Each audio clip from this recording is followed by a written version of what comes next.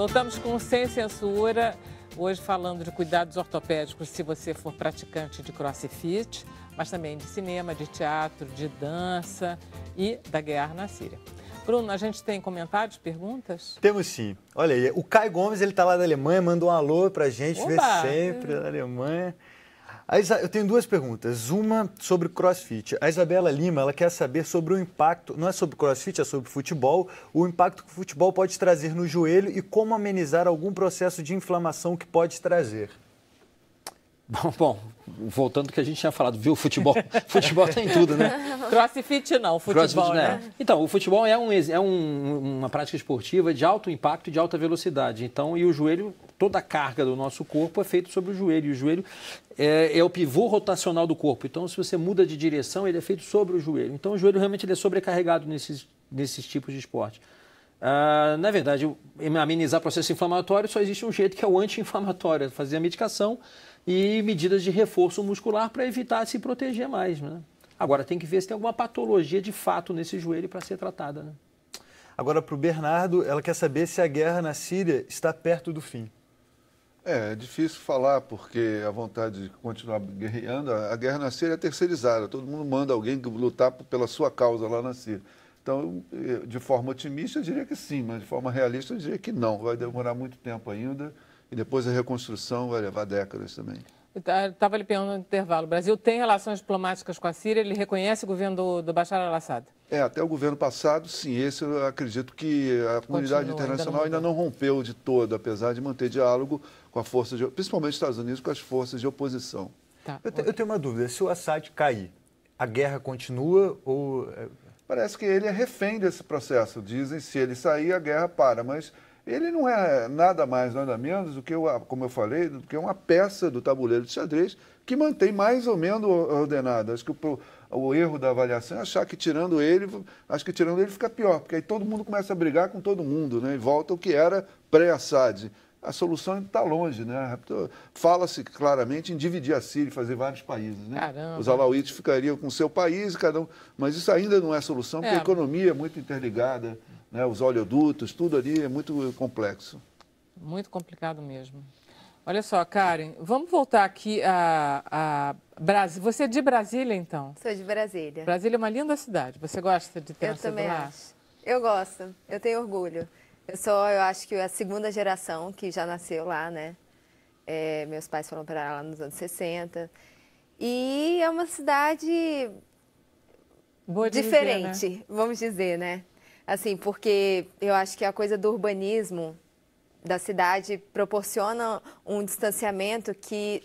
Aqui no Rio, por exemplo, a gente se encontra na praia. Em São Paulo, a gente pode ver gente na Avenida Paulista. Em Brasília, você não tem exatamente um lugar em que as pessoas circulam e se encontram. Mas as Nem pessoas domingo no circulam... Domingo no Eixão tem, só que aí é cada um na sua bicicleta, você com a sua família ali. Eu acho que o brasiliense, ele é... mais reservado, né? Ele pegou acho. Um lado mineiro esquisito, pegou. engraçado. Pegou. É engraçado. Eu já morei em São Paulo, moro aqui no Rio agora, e eu me identifico. Sempre que eu conheço mineiro, eu falo, ó, Brasília tá aqui, ó. Olha só, vamos mostrar, tem um vídeo que é do filme, não é? Então vamos mostrar um pedacinho, depois a gente fala da peça lá. Tá bom. Senhor, não se esqueça da promessa que me fez. Promessa? Sim, ontem de noite. O que você está falando? Ontem de noite, no circo. Não prometi nada. Você prometeu que hoje iria assistir o espetáculo Cego Atirador de Facas. Eu sou a mulher dele. Eu vou. Eu vou hoje. Eu faço o número das facas. É um número muito tenso. Meu marido é cego mesmo, viu? Às vezes eu tenho medo. Muito bom, muito bom. Você não fala portunhol, né? Não. Também meu personagem não, porque... É de fora? É de fora. Okay. É uma mulher do circo que viaja pelo... Mas todo... Engraçado que o meu personagem e o do Léo, que é o protagonista, não falamos. O resto do filme todo fala. Português. Olha só, e a peça, o Oscar Wilde, que vocês estão... A peça é O Marido Ideal, do Oscar Wilde, direção do Gilberto Gavronski. Estreia dia 13 de maio no Teatro Sérgio Porto, aqui no Rio. É uma comédia de costumes maravilhosa. Que horas vai ser? Você sabe já os horários? Não. É sábado, domingo e segunda, sempre às 20 horas. Tá, beleza. É ali no Maitá, o Espaço Sérgio Porto, não é isso? Exatamente. Tá. E é engraçado que antes da gente começar, a gente estava conversando ali na sala dos convidados, e o doutor me perguntou, ele, poxa, mas é um texto, né, será que é atual? Porque é final do século XIX, né, fala sobre a sociedade de Londres, inglesa, e tá tudo aqui, sabe? O ser humano é o mesmo. E o texto é inteligente, até hoje. né? É ele inteligentíssimo, muito... ele tem os aforismos impressionantes e é muito atual. O conflito é uma coisa sobre ética, sobre honra, sobre um homem que ou revela o seu passado obscuro, tira uma onda de bonzinho, mas não ou é, então continua sendo o marido ideal. E aí, no caso, meu personagem é a Gertrude, eu sou a esposa ideal, a bela, recatada e do lar. Que ótimo. Já traz para os dias de hoje Isso. também. E é isso, é divertidíssimo. O Gilberto deu uma modernidade, eu acho que se aplica muito, assim. Eu acho que quem for assistir não vai ficar distanciado. Maravilha. Deixa eu passar para o Alex, senão ele vai ficar mudo, a gente não vai ouvir. Alex, sem lesões. A vida do bailarino é muito... A gente usa muito, né, o corpo. Ainda mais uma companhia profissional, assim, a gente tem que estar... Não, e a sua companhia? Queria que você falasse dessa companhia, que é um sucesso, que tem... Nunca vi. Tem a quantidade de apresentações. Como é que é esse histórico de muito sucesso com o Dançando, aquelas músicas do Roberto Carlos?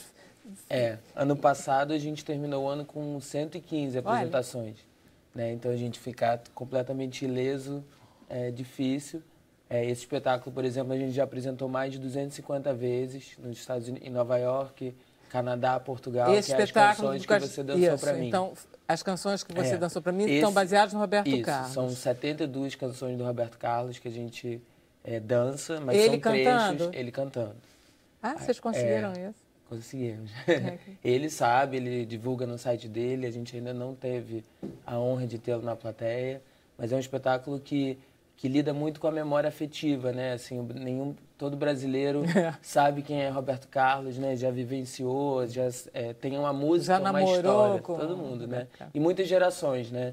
Então, assim, esse foi o meu espetáculo de 2011 e eu resolvi fazer um outro em 2014, que é o Saudades de Mim, que aí eu fui nas músicas de Chico Buarque, que são outras emoções, outras paixões, né? Só que aí eu fui mais audacioso. Tem uma coisa mais social nesse negócio do Chico, não? Tem, porque, né, a música dele tem isso, né? Já tem esse discurso mais político e talvez isso que tenha afinado na minha escolha também com Portinari.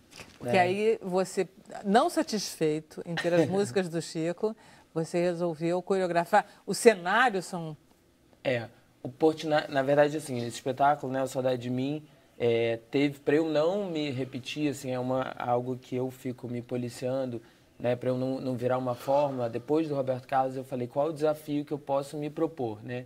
Então, eu decidi unir Chico Buarque e Portinari numa mesma peça e não era óbvia, né, essa junção, porque Portinari, por exemplo, nunca pintou o amor como o Chico Buarque fala do amor. Se eu né? passar o vídeo agora, você pode continuar falando sobre isso e a gente vê, não tem muita importância, então a gente vai mostrar o vídeo, que assim você continua falando. Tem a música. Bom, essa é uma das músicas, né, emblemáticas do Chico, Deus lhe pague. A gente usou muito a questão do Portinari na maquiagem, no visagismo, as sombras nos rostos, os figurinos, a paleta de cores, né, os tons terrosos. Mas não no cenário em volta, O cenário, a gente tem essa questão desse piso, que é como uma tela branca, né, que aí as tintas podem estar retratando esse homem brasileiro, né, que o Portinari tanto pintou. Isso. São 2 atos, né? A gente conta uma história de uma família, assim, um pouco inspirado nos Retirantes do Portinari. Mas realmente eu coloquei os atores para serem atores, né? A gente está usando a dança para contar uma história. Mas são bailarinos. São bailarinos. Somos 8 bailarinos em cena.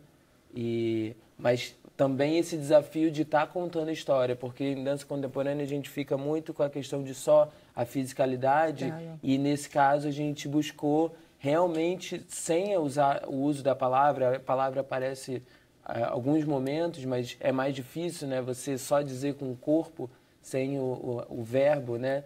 Você contar uma história. E a gente consegue, em 85 minutos, contar 8 personagens que eu tirei das músicas do Chico. É muito tempo para ficar dançando em cena. Vocês ficam mortos, não ficam, não? Ficamos, mas é uma preparação, né? É uma vida que a gente crossfit, tem. É o crossfit. Nem precisa de crossfit, né? Você não lembra, né? Não, a gente olha assim, o crossfit tem...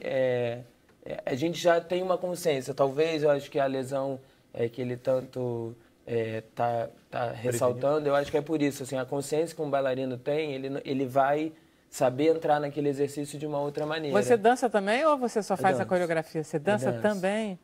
É difícil essa dupla função, né? Porque dupla, assim, direção, coreografia, como bailarino. A concepção é tua? A concepção, a dramaturgia. Isso tudo vem de sempre assim? Nasceu com você? Eu comecei... Homem, né? Dançar no Brasil começa ainda tarde, né? Eu comecei com 15 anos e é uma idade que ainda é jovem. Mas, assim, se eu tivesse começado com 7 anos, né? Assim, a minha carreira teria muito mais, talvez, né? Frutos. Mas também a gente começa com 15, com toda a fome. Eu faço 4 aulas por dia, a gente melhora, progride muito rápido. 4 aulas por dia? Quando você começa a dançar, foi isso mesmo. Era isso. E aí, a vontade de coreografar também apareceu muito cedo, assim, já com 17 anos. Quem é que te chamou para fazer as coreografias das escolas de samba, das comissões de frente? Foi quem me iniciou, foi a Rosa Magalhães. Nossa, Rosa. Ela me convidou a primeira vez para Imperatriz, quando ela ainda trabalhava lá, mas agora já é o meu 9º carnaval, vai ser esse ano. Eu estou agora na Unidos da Tijuca. Abalando já há 3 anos já. O Paulo Barros saiu e você continua. Diz aí para mim a apresentação do balé, que dias, que local, tudo certinho. Então, a gente está na Caixa Cultural, ali na Carioca, aqui na pertinho. Almirante Barroso, super perto. É ótimo aquele lugar. Essa é a última semana, a gente vai estar de quinta a domingo, às 19 horas. Ótimo horário. E o preço super popular, acho que é R$20. Beleza. Melhor ainda. Inteiro e 10, meia, então... E o auditório dá bastante grande o teatro. E é aquele teatro de arena, né? Então ele deixa o espetáculo bem quentinho. É muito bacana. Maravilhoso. Muito sucesso. Então, esperamos a próxima, depois do Chico, o que você vai inventar. Já estou pensando. Você tem alguma pergunta? A gente tem 1 minutinho. A Caroline Tupinambá, ela tem hérnia de disco e cirurgia do joelho LCA. Pode fazer crossfit? Pode fazer crossfit. Se ela for bem operada, o ligamento cruzado anterior, uma vez reestruturado, ele volta ao normal. Fazendo uma preparação física adequada. Você tem alguma lesão definitiva, você, Alex? Não, eu dancei com a Débora Coker 6 anos, né? Eu caí daquela parede de alpinismo dela, de 7 metros. Deus. E o meu, você caiu mesmo? E o meu eu tive um risco no rádio, foi só a única fratura que eu tive. Que sorte. Saiu do meu lugar, né? Os bailarinos profissionais, com o passar dos anos, vão fazendo muitas lesões no pé e no tornozelo, né? Uma artrose precoce de tornozelo é muito comum em bailarinos assim, de longo joelho. Porque eles têm os pés muito feios, né? Mas olha só, foi um prazer tê-lo aqui, adorei essas histórias todas, muito obrigado, os nossos doutores. Eu queria agradecer também não só aos nossos convidados, mas a vocês que nos acompanharam de casa. Se você estiver conosco na TV Brasil e ficar na TV Brasil, você vai assistir ao programa Cenário Econômico com o jornalista Dalberto Piotto. Logo depois, hoje à noite, no Samba da Gamboa, vai ter uma homenagem ao Gerry Adriani, tá aqui. Ele morreu nesse final de semana, né? Não foi no domingo, tá? Que é no programa Recordar é TV, na faixa, na Terça Cultural, tá? Para as pessoas que estão ligadas no Facebook, o programa continua. Sem Censura é um programa da TV Brasil e a gente volta amanhã às 5 da tarde.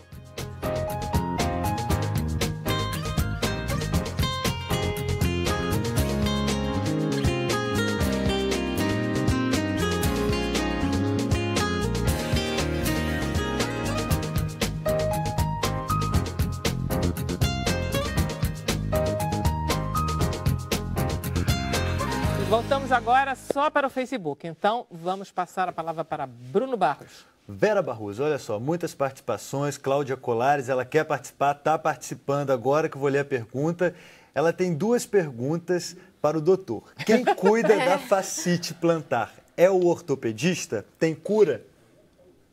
A fascite plantar não tem necessariamente nada a ver com o crossfit. A fascite é uma inflamação daquela membrana que tem na planta do pé.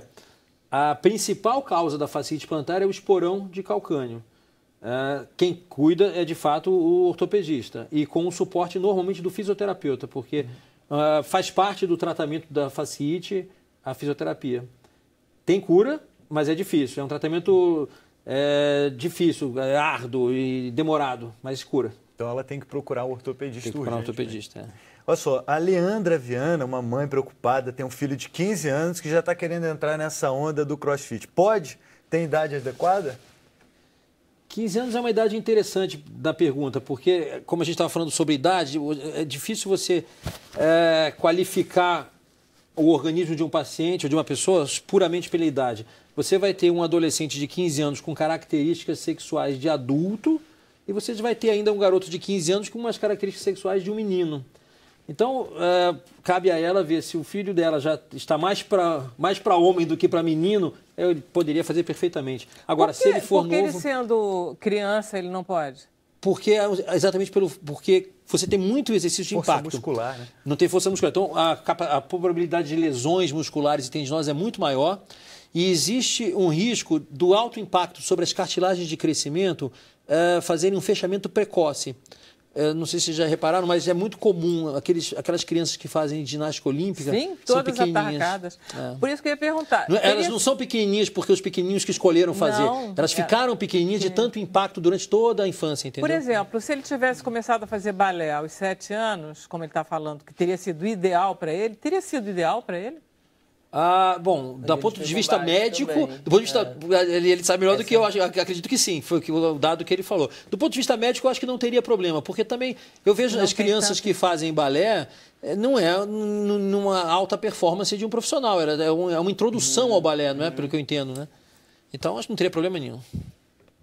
Tanto que as crianças têm menininhas de 2, 3 anos que já começam no balé e vai a vida inteira. É porque não tem esse impacto do crossfit, essa violência. Que é parecido com o da ginástica olímpica. Lembra que eu falei lá que o crossfit são 2 elementos, ginástica olímpica e levantamento de peso olímpico. Então é muito... Você não pode botar uma criança de 8 anos para fazer um crossfit. Você não falou disso. Você não disse uma palavra a respeito do seu exercício físico. É verdade. Que vergonha, né? Mas desde 2 aninhos que eu faço aula de dança. Eu fiz também uma carreira no teatro musical. Verdade, você é dançarina, eu vi isso. Fiz uma carreira no teatro musical, de sapateadora, bailarina. E aí chegou uma época da minha carreira que... o teatro musical não estava mais preenchendo as minhas expectativas artísticas, né, como profissional. E aí eu resolvi focar mais no audiovisual, cinema, teatro. E agora eu estou nesse momento. Você está nessa... Mas aí, hoje, dia de exercício, que eu faço é yoga. Que, nossa... Eu acho que foi a conexão da alma e do corpo que eu precisava. Mas ele não deve considerar nenhum valor nessa tua yoga. Não, mas como exercício muscular. Como exercício, não. Não, é muito... Não, é muito interessante como alongamento, flexibilidade, equilíbrio, né? Então, existem vários tipos de prática, né? A que eu faço é vinyasa, que é uma prática mais vigorosa. É 1h30 de aula e ali muita gente que pega ferro não consegue fazer uma aula dessa, né? Eu não sei, com certeza, assim, eu acho que igual quem vê aqueles movimentos todos, porque é muita permanência, né? É outro tipo de musculatura que você desenvolve. Tem uma tensão, tem umas posições que você tem que ficar todo... Que nem balé, né? Que você fica todo situado ali direitinho, né? Olha só, Elizabeth Pietro Luongo, muito bom. Ela adorou o esclarecimento sobre o crossfit. A filha dela faz essa atividade e adora. E ela tem muita consciência corporal e ótimos professores. É importante, né? Ótimos professores. É fundamental. Você precisa ter uma boa orientação técnica para você não fazer o exercício errado. Você vai minimizar, em grande parte, todos os tipos de lesões, se você tiver um bom cuidado, né? E o Rogério Salustiano, ele faz um comentário sobre a guerra na Síria. Ele fala, tirando o Assad, haverá um outro Iraque. Nada melhorará. Melhor tentar extirpar o mal pior, que, segundo ele, é o grupo rebelde, truculento e fanático. Faz sentido? Não faz? Faz, é uma opinião construtiva essa. Agressiva, mas construtiva. Porque na realidade, esse jogo de opções aí, ninguém vai sair ali voluntariamente, né? E o que se sabe hoje é que o Estado Islâmico foi criação americana, né? Eles criaram isso, ajudaram a criar, deram munição para isso, de repente eles apareciam com vans com ar-condicionado, aqueles carros picapes, né? De onde é que veio isso? Onde eles foram na loja comprar? Não. Foi a CIA, os departamentos lá de assim, da mesma forma que eles alimentaram a Al-Qaeda e coisa e tal. Então virou um monstro que eles têm dificuldade. Aí é outra entrada da Rússia. A Rússia, quando começou a bombardear, em um mês já tinha feito grande parte do serviço e hoje está bem contido o Estado Islâmico, que voltou a ser uma Al-Qaeda, faz atos de terrorismo. Eles encolheram dentro do Iraque e dentro da Síria.